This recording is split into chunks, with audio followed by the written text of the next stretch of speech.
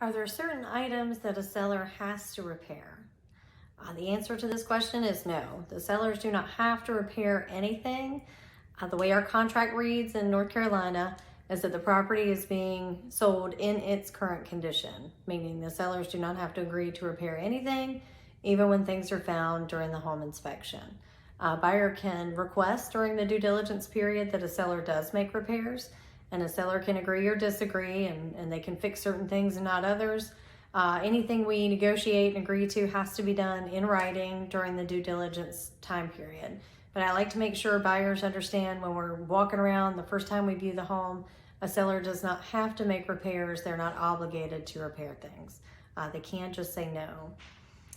Something else, food for thought, is that a seller is leaving and they're moving out. They're not going to be able to enjoy these repairs once they're done. And those repairs may be done the least expensive way possible or the fastest way possible.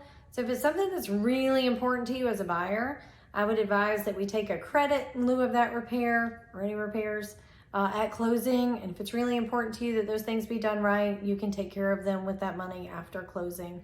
Just something to think about. I'm Kelly Bossman with Path Home Real Estate. Thank you for watching.